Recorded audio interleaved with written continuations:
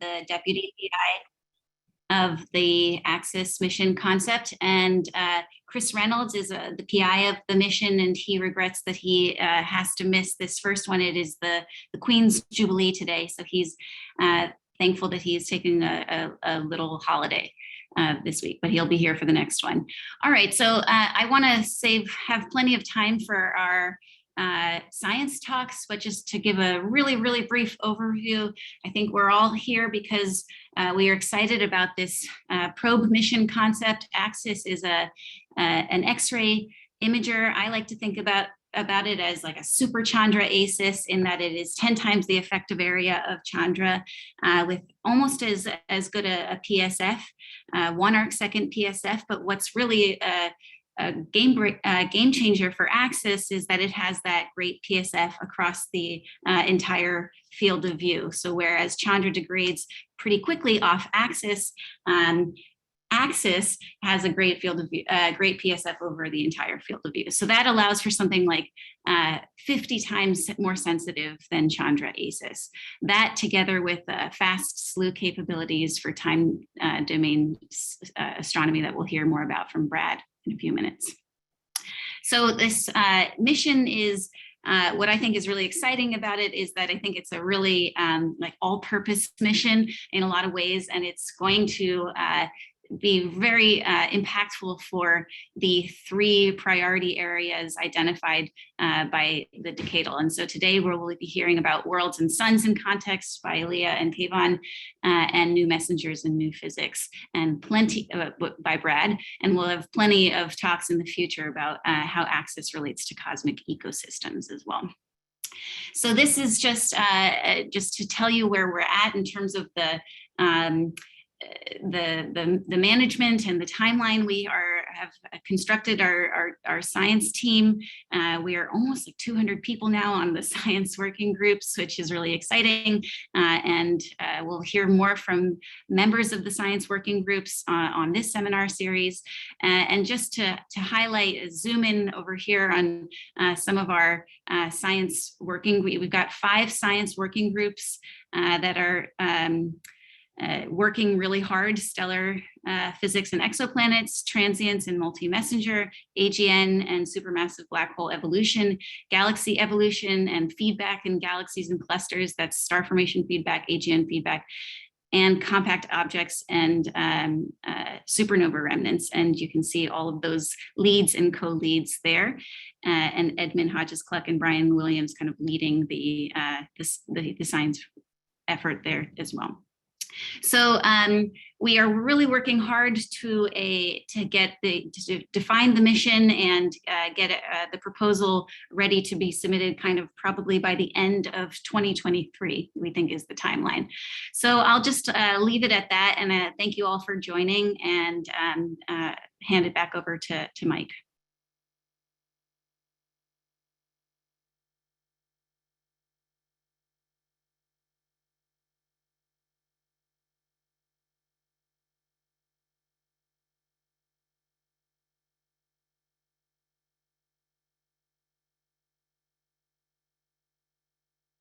Okay, Mike, I think you're still muted.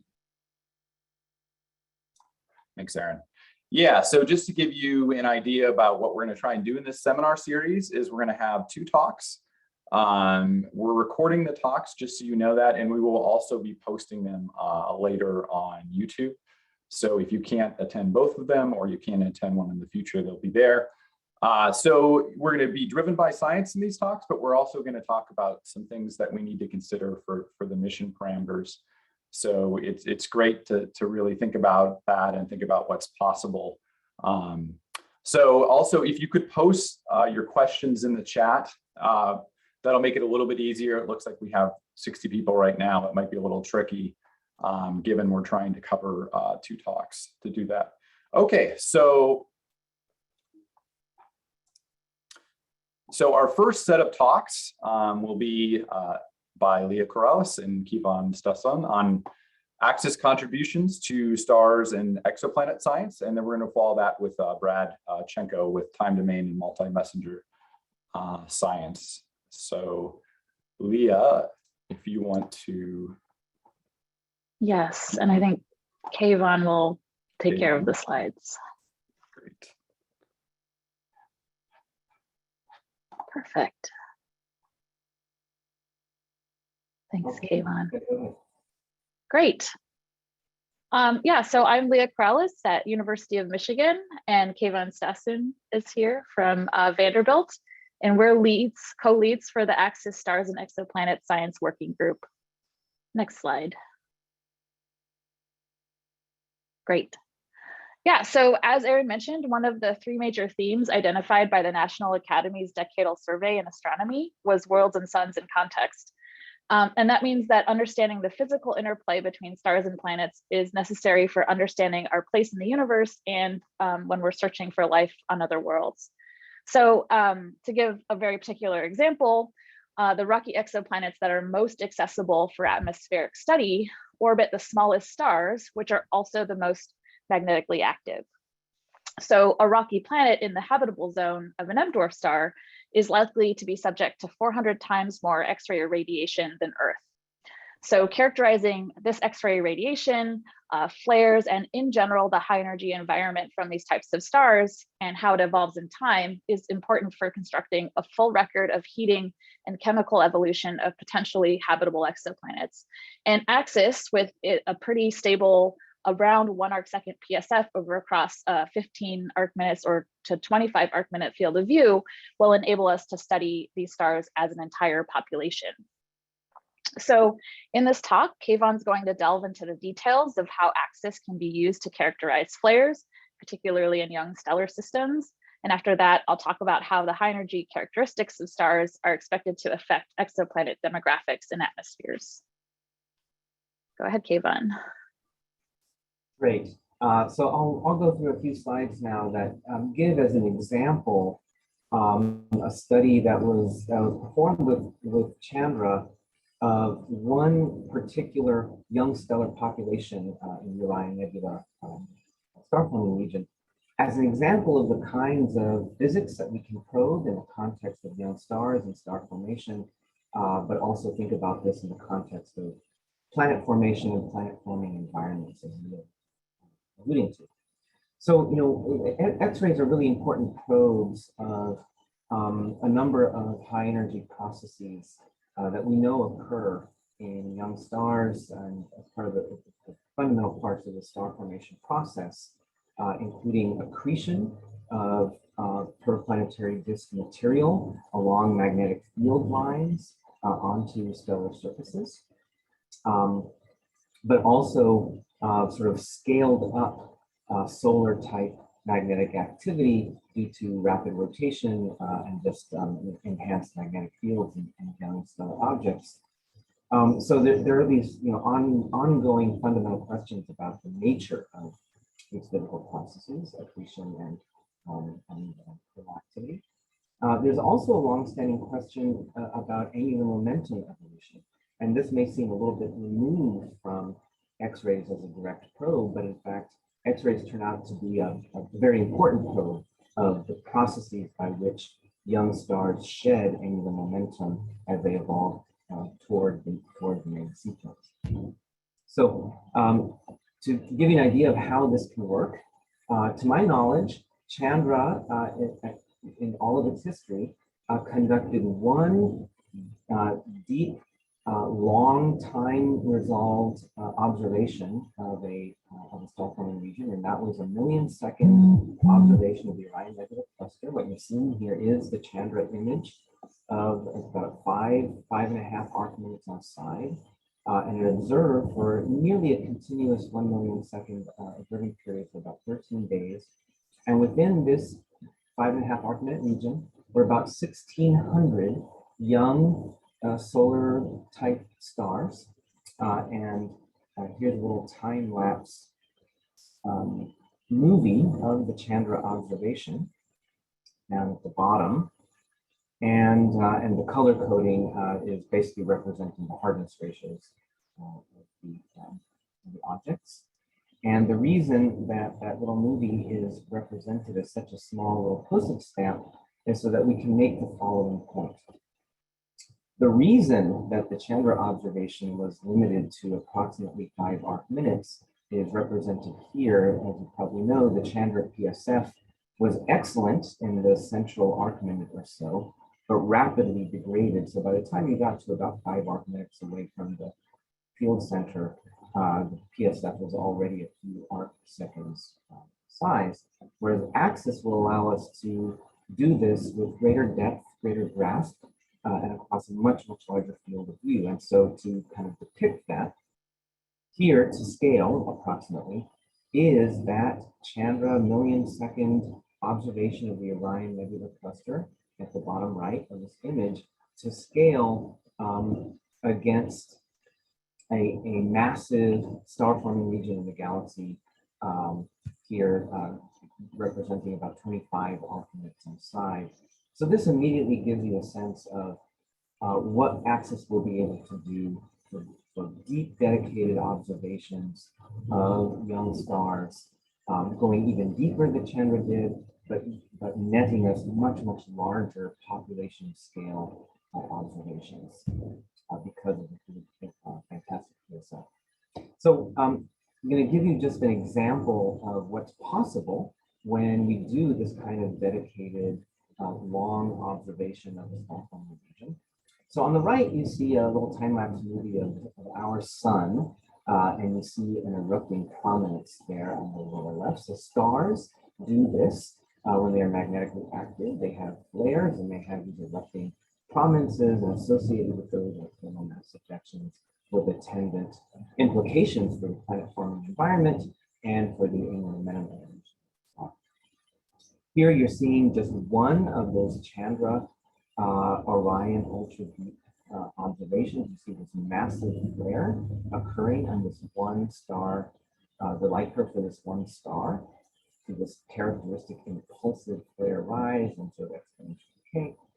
And so we observed in this paper led by Fabio Favata and Scott Wolf, who I know is on the line, and others, approximately 30 of the 1,600 young stars that were monitored, 30 young stars in this observation, we were able to catch an extremely strong flare, and we had enough time and energy resolution to be able to conduct a uniform cooling loop modeling analysis. This is a standard analysis that's done on flaring, on solar flares that allow you to extract key physical properties of these flares, including the energy of the flare, the temperature evolution of the flaring plasma, and the physical extent of the flaring loop, kind of like you see depicted in this little time lapse. And so to give you an idea of just how energetic these young star flares can be, what you're seeing here is a representation of flares on the sun of different energies. There's a scale for representing the energies of solar flares that goes A, B, C, and X1, X10, the logarithmic scale. The strongest flares ever observed on the sun are like X10. The most energetic flares that we see in these young suns at ages of a few million years, if seen on the sun, would on this logarithmic scale be like X10,000 or more. And the physical extent of these flaring loops, prominences that erupt and produce coronal mass ejections that we see in this solar time-lapse movie on the right, the physical extent of these young sun flaring loops is like tens of solar radii, whereas as you probably know on the sun, a typical flaring loop is maybe a tenth of a solar radius. And so in this paper that was led by my fellow PhD student, Alicia Arnio, we examined these extreme flaring loops to ask the question, how do these extreme flares and flaring loops relate to the protoplanetary disks that are often present around the stars? And the bottom line, as depicted in this image, is that for about 20% of these extreme flaring loop systems that we observed, a sample of 30. It was a small Chandra field, it was the best we could do. But in about 20% of the cases, this is a kind of a mental image for you. The flaring loop, very large, of order the size of the star, but appears to actually be anchored, magnetically connected to the surrounding protoplanetary disk. So this is very interesting from the standpoint of magnetic star disk interaction, the physics of accretion flows, but also the impact of these extremely energetic flaring events on planets that may be in the process of forming.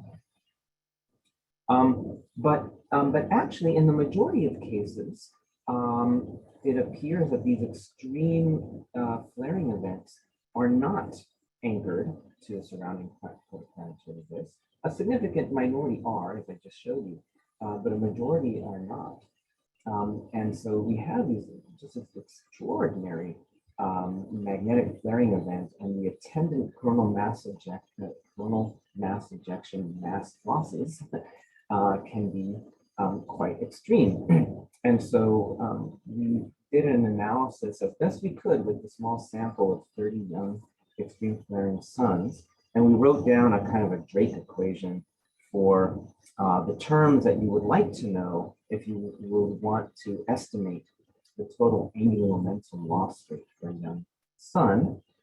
And so this is basically the last thing I'll show you. We kind of did our best to gather up a large sample of solar flares and associated coronal mass ejections. So flare CME pairs, about 1,100 of them on the sun.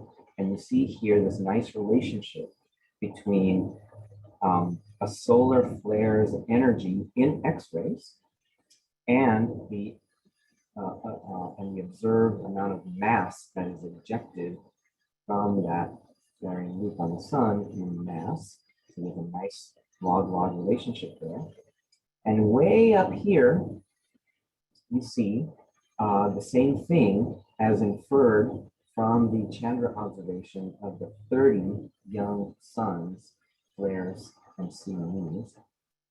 So this was the best that we were able to do, and this basically still represents the sort of state of the art, and it's really anchored to just these 30 young suns observed by Chandra in its million-second observation of the central 5 arc minutes. I'm really belaboring this point because I hope I can drive home the potential for gains in this physics of young suns, going even deeper to lower mass stars, toward the peak of the IMF, much larger populations across more distant and larger massive star forming regions.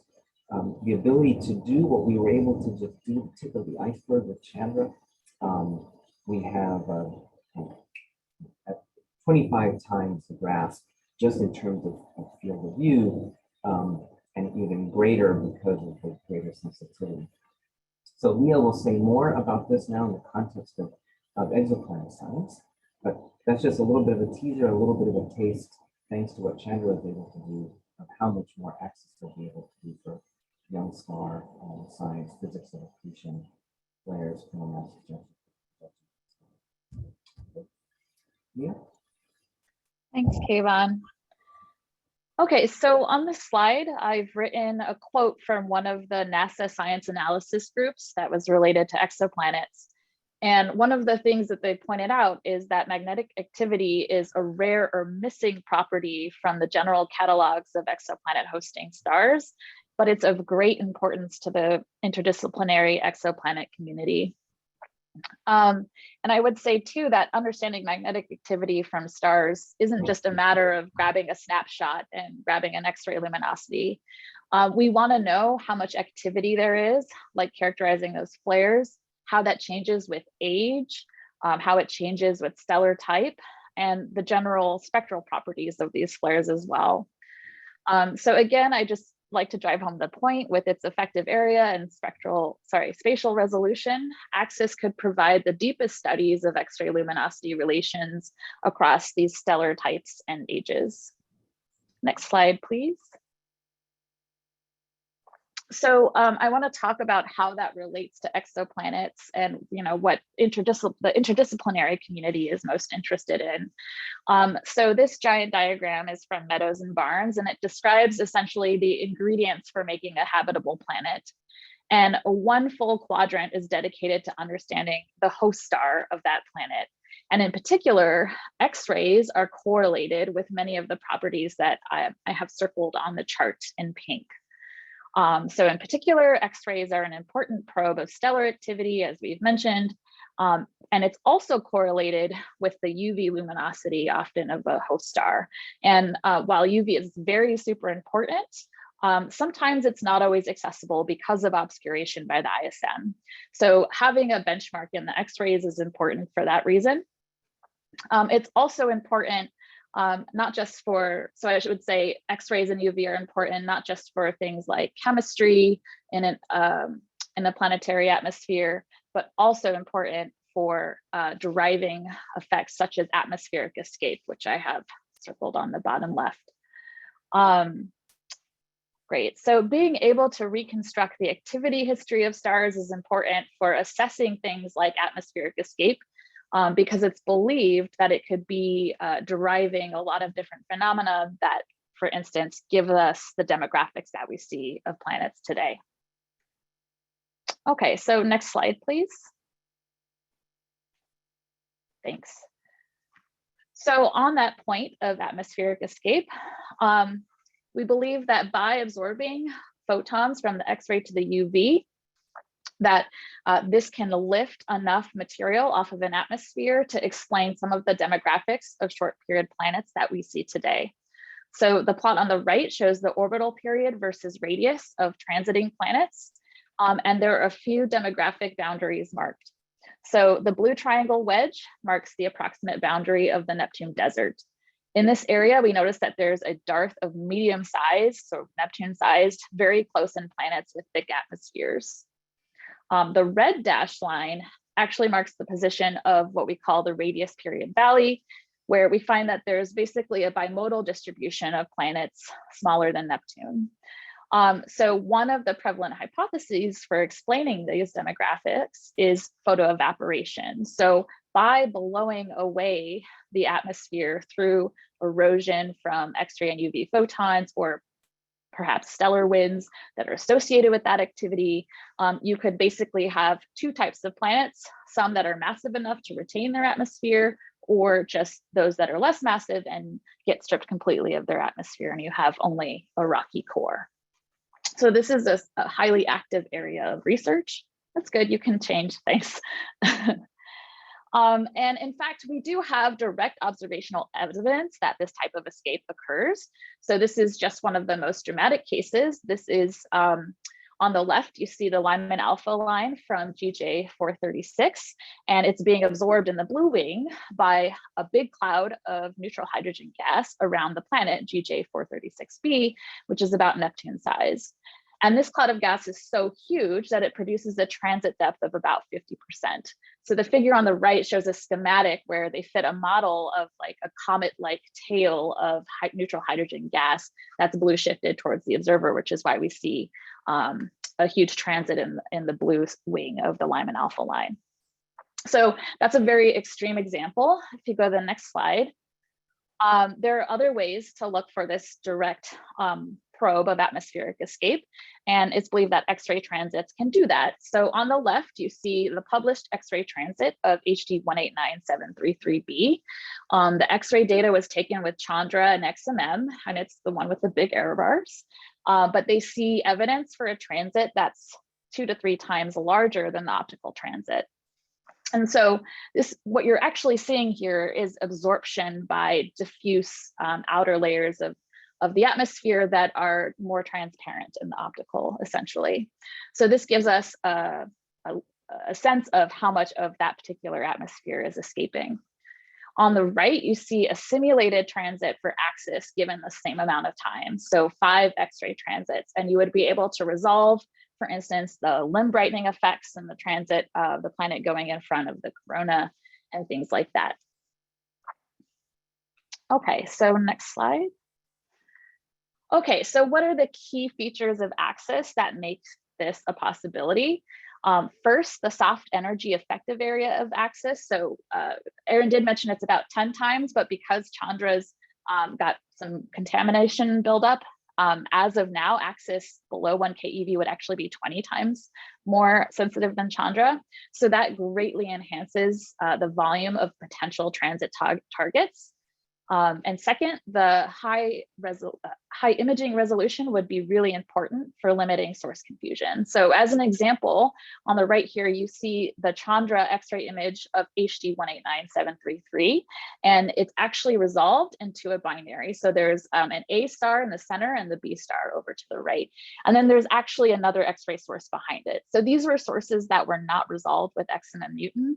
And so even in a system where you didn't necessarily expect it, that resolution was really key in making sure you can limit the contamination of nearby objects when you're trying to measure a transit. And I would also like to point out that this is really frontier science because, you know, for instance, that Lyman alpha transit of GJ 436b, to have something that was so huge, like a 50% transit depth, was actually quite a surprise. So we could, you know, sort of expect some similar surprises in the X-ray. Next slide. Oh, Keivan, Sorry, back. Okay, thank you. No worries. Okay. So just to conclude, basically there's lots of reasons that the exoplanet community cares about the high energy properties of exoplanet hosting stars, which AXIS will be able to address. So of course, I think stellar activity is really the main driver. It's important for the evolution of planetary atmospheres, and it has implications for habitability. And it's actually also important for controlling for some effects when you're trying to do transmission spectroscopy at other wavelengths. But in addition to that, X-rays also provide us with a benchmark for the total irradiation of a planet from the X-ray to the extreme UV, which leads to photoevaporation, which we believe is really important in sculpting the demographics of exoplanets. And finally, I really do think it's cool that AXIS provides us with this opportunity to pioneer a new wavelength regime for characterizing exoplanet atmospheres directly through transits. And there's a whole host of other science that we don't even have time to touch on, but that we'll be working on with our working group. Thanks. That's all. I think that's all from us.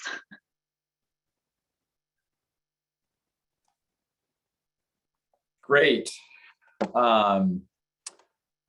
Great job. So I'm looking in the chat, but if someone wants to raise their hand as well, I think we can actually do it because we have, it looks like we have 67 or so people right now.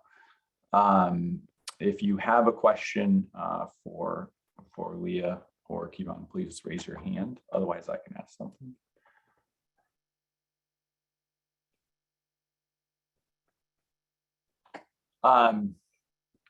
So I guess I have one question for, oh, actually we have someone now. Okay, you need to, let's see, unmute yourself and go ahead, Margarita. This is Margarita Korowska. The question is, let's say you get 1 arcsecond resolution, right? With Chandra, we were able to go sub-arcsecond, although the nominal resolution is half an arcsecond, 1 arcsecond. We've been able to do with subpixelation, actually, and using specific methods, reach even 5 or more times higher resolution. Can one go lower? In the analysis afterwards, would we have ability to do that?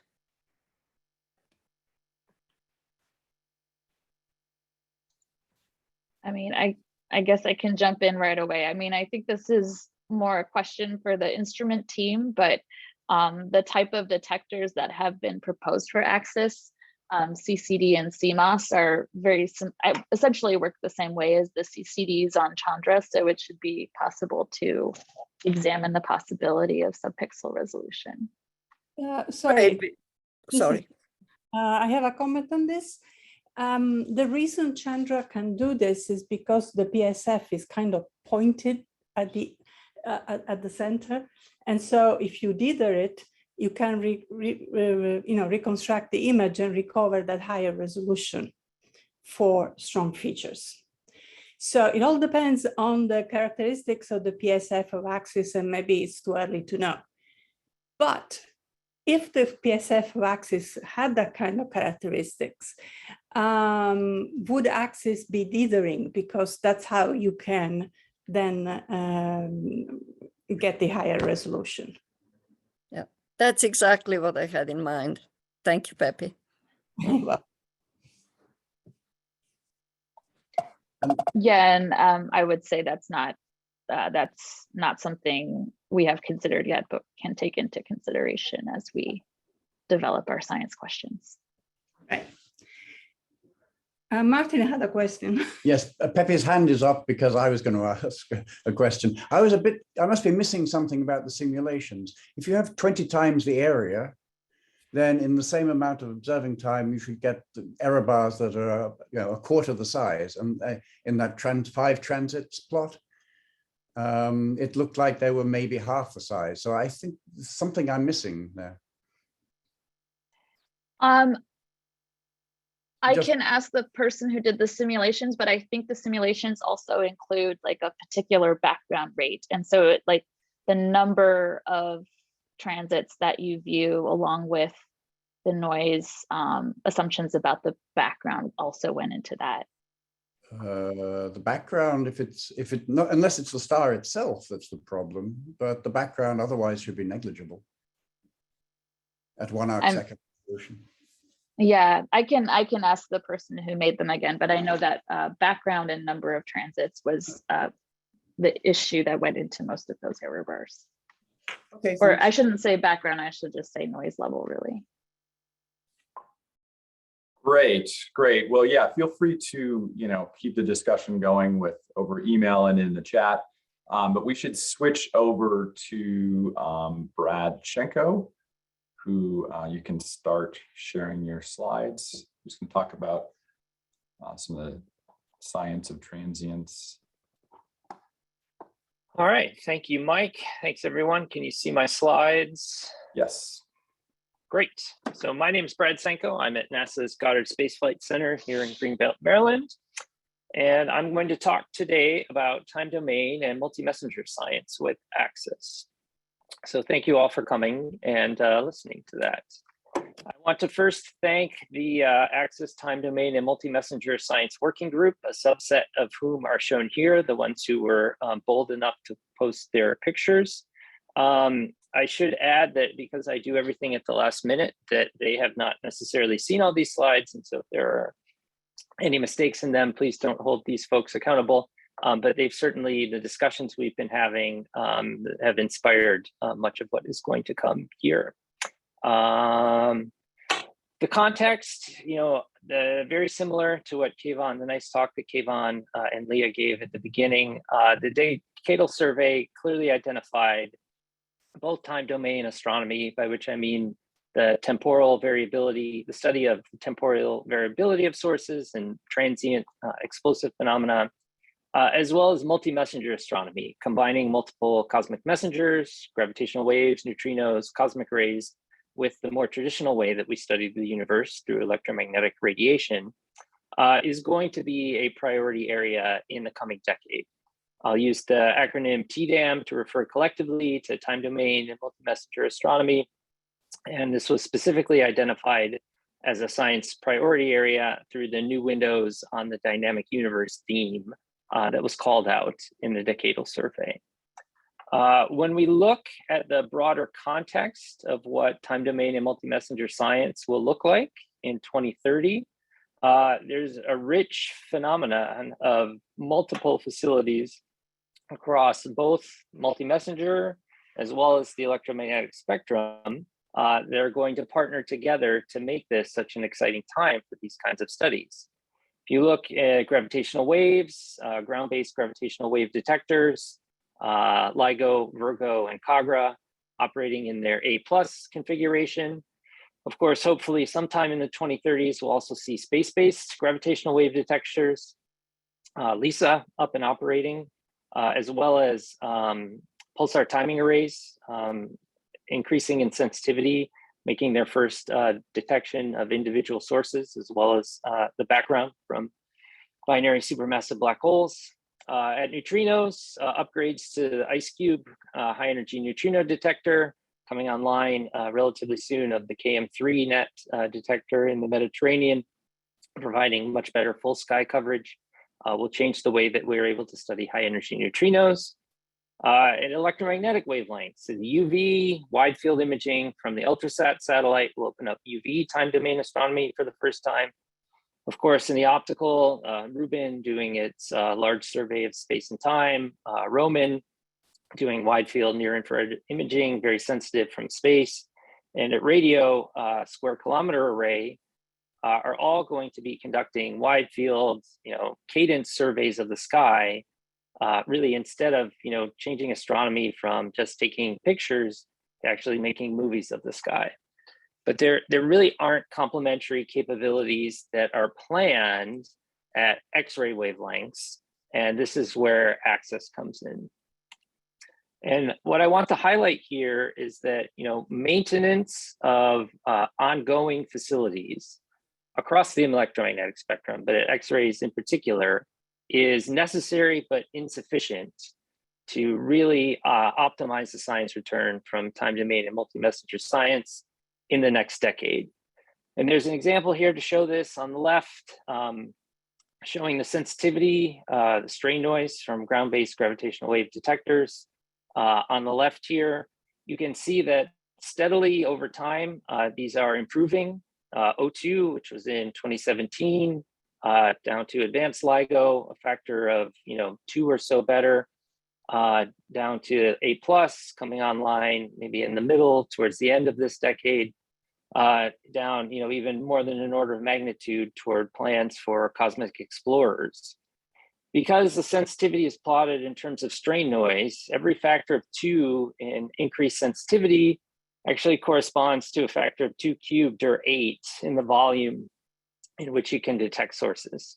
And so the improved sensitivity makes a dramatic difference in the number of detected sources that multi-messenger facilities will be seeing. An interesting way to think about this, the first direct detection of gravitational waves from the merger of 2 stellar mass black holes was made in 2015. If Cosmic Explorer does come online sometime in the 2030s, it will be capable of detecting all mergers between binary supermassive, stellar mass. It'll be capable of detecting mergers of all stellar mass binary black holes in the universe. So we'll go from making the first detection to detecting every object in the universe in a time span of a couple decades. This is remarkable, and we really need electromagnetic capabilities to increase in sensitivity to match these dramatic gains that multi-messenger facilities will be making. So I'm going to go through just a couple of science areas where I think access can make really foundational contributions. I'll summarize a few extras at the end. This is just meant to be representative. It isn't by any means meant to be comprehensive, but given the finite amount of time here, I'll only be able to go through a couple of them.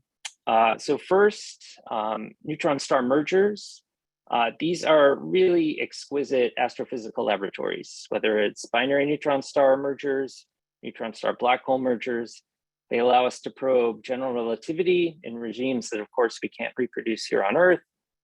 They allow us to probe the neutron star equation of state based not only on the gravitational radiation that is emitted from these sources, but also on the amount of material that's ejected and ultimately radiates electromagnetic radiation. We now have evidence that these are either a significant or the dominant contributor of heavy element R-process material in the universe. So the gold and platinum in our jewelry, at least some, if not most of it, was formed in the merger of neutron stars.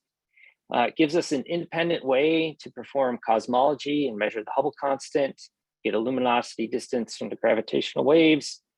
We can then go and measure a redshift from an observed host galaxy and directly do cosmology.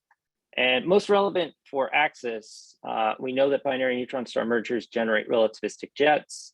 We know that these are really critical really critical importance in a wide range of astronomical systems. And this gives us a very unique way to study the formation of these jets, their structure, and their propagation into the interstellar medium. So if you look at the current gravitational wave network coming online again at the end of this calendar year, with the expected sensitivity, we're talking about being able to detect binary neutron star mergers out to a distance of about 190 megaparsecs. Given the rate of binary neutron star mergers in the universe, this corresponds to somewhere of order of a few detections per year. Because of planned upgrades in the late 2020s, expected horizon distance goes up to about 330 megaparsecs. Now, instead of talking about a few events per year, we're starting to talk about dozen events per year. Instead of doing, detailed studies of individual objects, we're really starting to be able to enable population studies.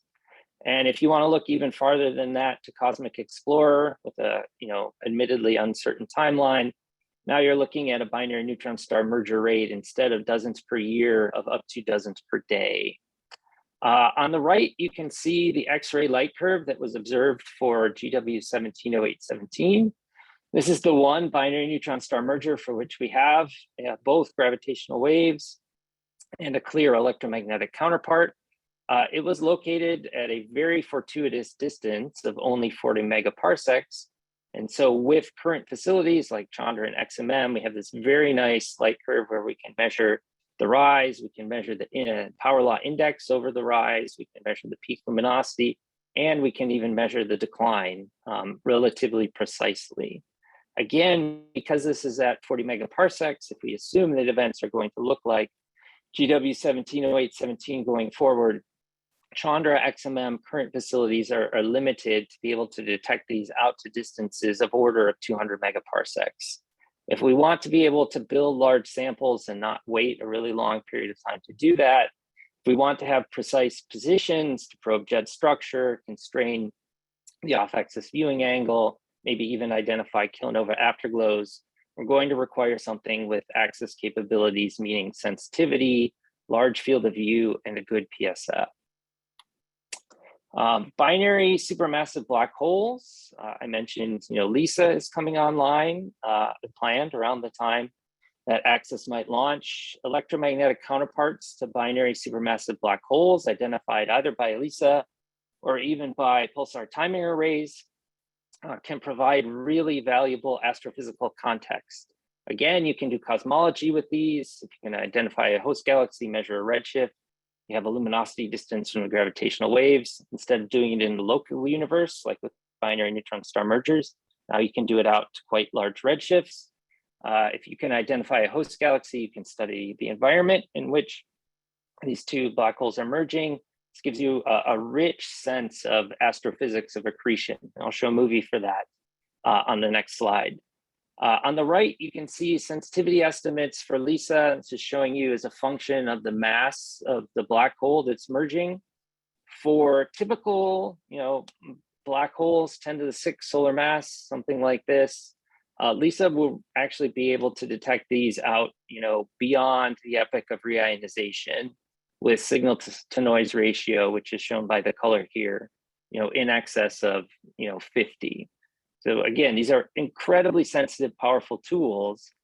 And if we want to be able to identify electromagnetic counterparts to them, you can do a simple, back of the envelope calculation.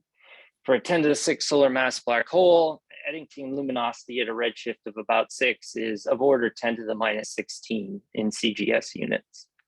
So again, sensitivity, but also large field of view. Gravitational wave detectors don't give you great localization, and fast slewing for efficient searches and follow-up, or even based on potentially periodic or quasi-periodic signals through wide area surveys as discovery.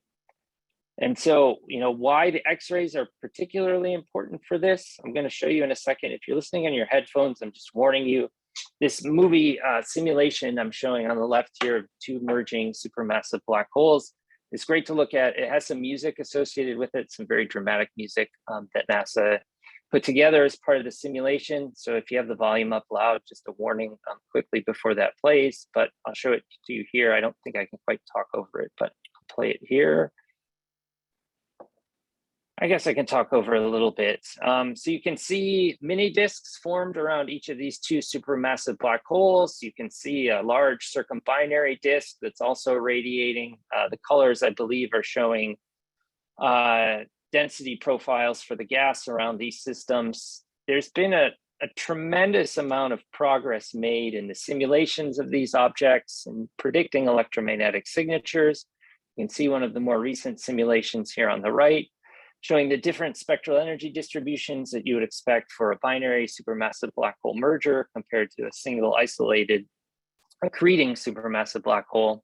And you can see pronounced differences, particularly at the X-ray wavelengths where AXIS would be looking. Oops, sorry about that. Okay, a few other science topics to run through quickly. Supernova, stellar evolution science.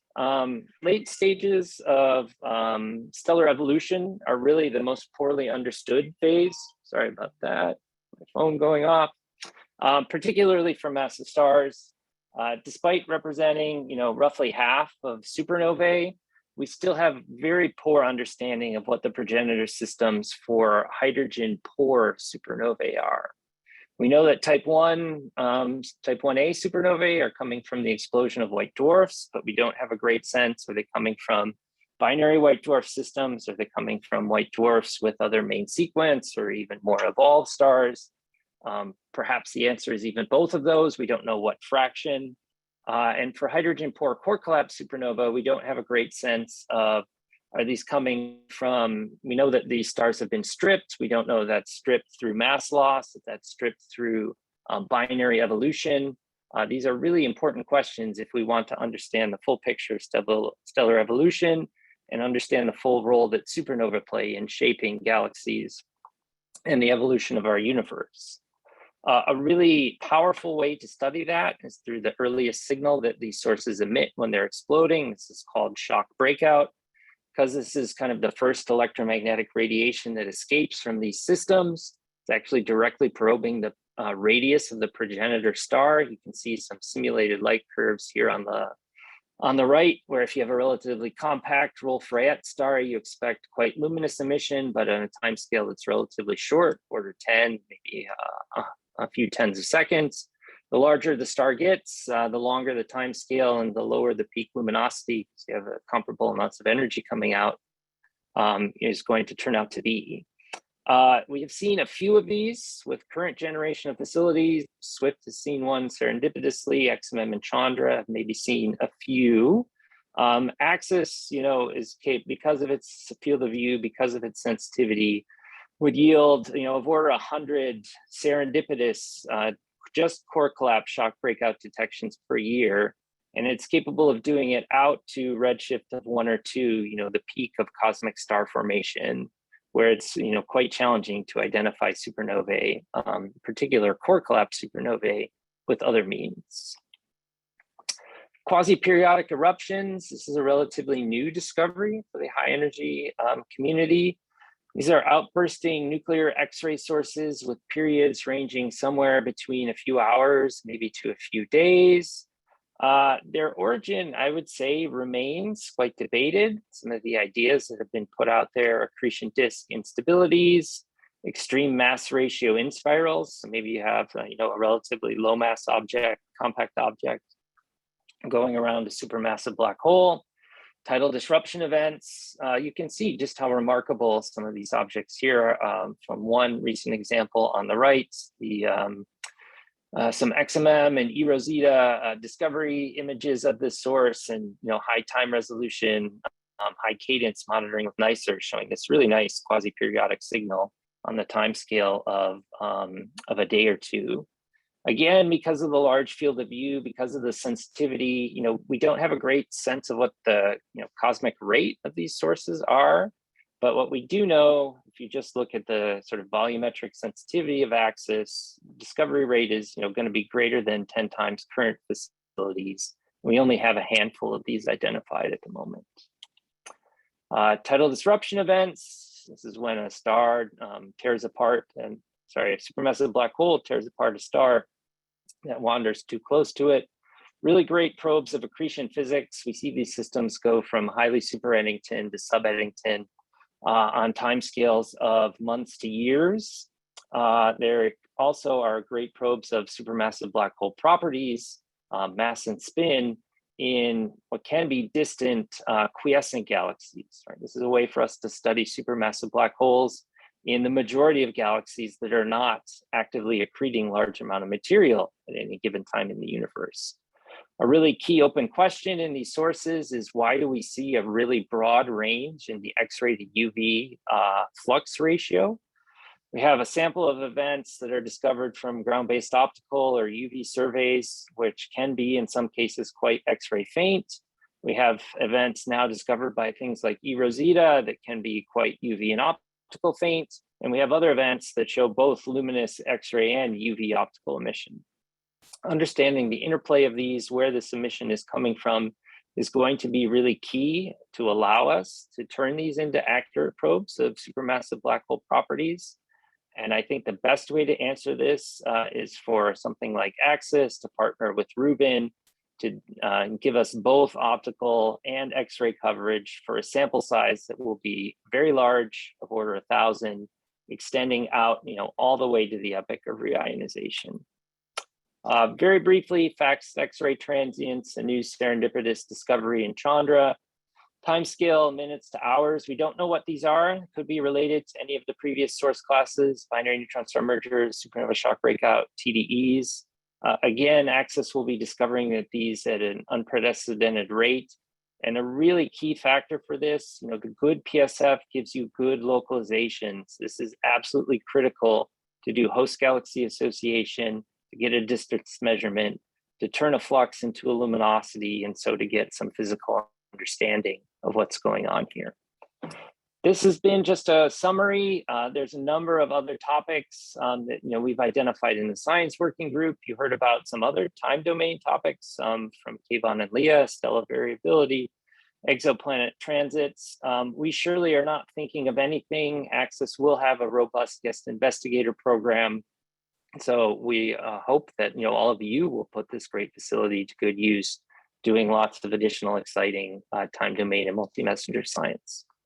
And so I will finish there, wrap up, and gladly take any questions. Great job, Brad. So Richard, if you want to ask your question, you can also post questions in the chat. I was just wondering, what facilities do you think are going to give us the alerts for all these changing things, for events? And that we're certainly not going to see them just unless we happen to be pointed at them. Yeah, no, I think that because of the sensitivity in the field of view, there are a lot of events that Axis will be able to discover entirely serendipitously. For example, the supernova shock breakouts. The timescales of these are very short in the X-rays. We're talking of order, 10, maybe a few hundred seconds. And the X-ray emission comes out before the UV optical emission comes out. So you really can't rely on, a ground-based optical telescope to see this. But, if these are really radiating at the luminosity that we've seen, and if, we know roughly what the supernova rates are, the numbers that I gave you there, for example, of, I can't remember what it was, of order 100 kind of per year, those are entirely serendipitous in the field of view, just waiting for Axis to discover. There are other things where we'll need alerts, gravitational wave detectors. Yes, we're definitely going to need alerts from those, but there are lots of exciting things that Axis will do purely on its own. So with the rate of supernovae or whatever, the number that'll be in your field of view over time, you think is this number of 100 or more? That's right. It's just serendipitously going off in your field of view, during an observation of some other object. Thank you. Yep.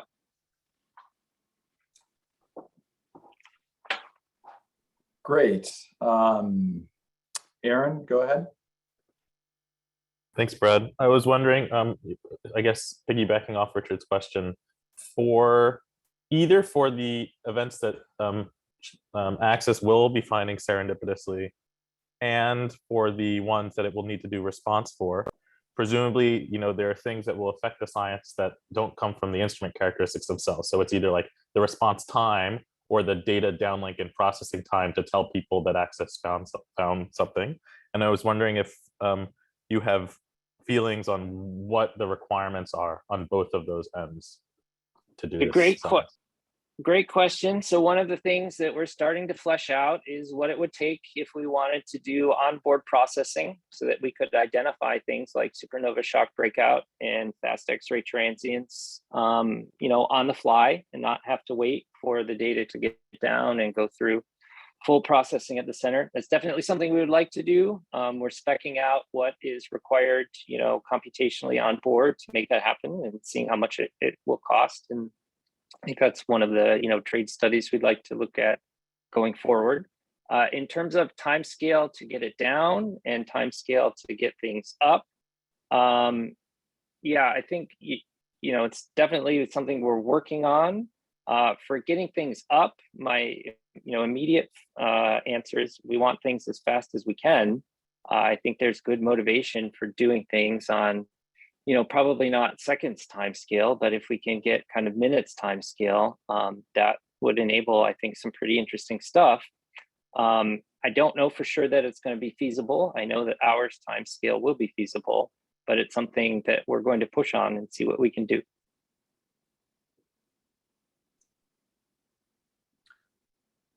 Okay. There's a question about proprietary data. Brad, you can answer that. I think it's a little bit early, but go ahead. The honest answer is I don't know. I'm going to guess that NASA is putting lots of requirements on either reducing or eliminating exclusive use periods for future missions. That's definitely the way that headquarters is pushing.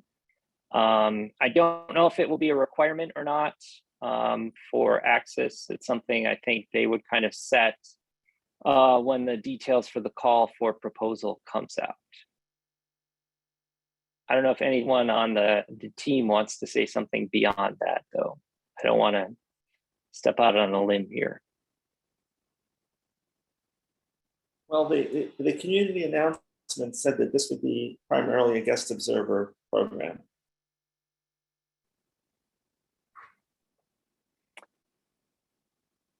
That's all we know right now. Yep. Thank you, Richard. Great. Go ahead. I see one more question. The slew rates. I don't have that number off the top of my head. I can dig it up, and I don't want to say something wrong, so I'm not going to. Could it raster a large gravitational wave event region quickly? Could it do, it depends on what you call large, is it going to do 100 square degrees quickly? I think that's going to be hard. Could it do, 1 to 10 square degrees quickly? I think the answer is yes to that. Something we're continuing to look at. Thank you, Aaron, for putting that in the chat. And, that's certainly, not what every gravitational wave localization is going to look like when Axis flies, but there will be some that will be that size and appropriate for that.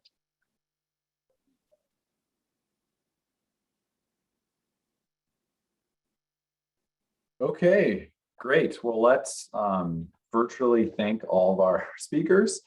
And if you have any more questions, feel free to email people. And we will have another one of these in about a month. That's July 1st, so we might push it back a week, but we'll send out an email to everyone. So thank you so much for joining us. It was really fun to hear all this great science. So take care. Thanks for organizing, Mike.